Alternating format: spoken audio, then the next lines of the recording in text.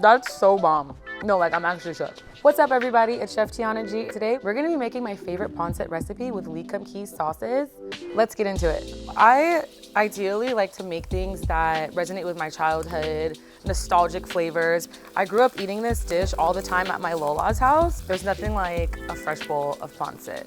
Once the chicken is in the pan, we're gonna add our veggies in just so that the chicken doesn't become overcooked. I like to go a little bit of premium soy and a little bit of dark soy. The perfect way for me to describe it is like the salt and pepper. Like you can't have one without the other. The reason I love using likumki soy sauce is because it's gonna help me build flavors and layer them gradually. I like the dark soy because it adds a nice color and I want my pancit noodle to have a little bit of a tint to it. So I personally like to add the noodles when we have a little bit of a brothy situation. Then give them a little bit of a toss. Beautiful. We gotta put some oyster sauce in this pancit. This is the OG of oyster sauces. It adds a certain level of umami, nuance. Also adds for a nice texture.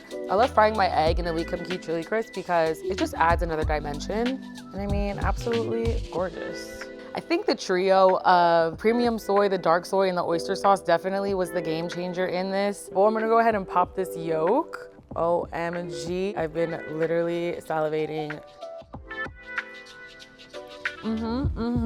That's so good. No notes.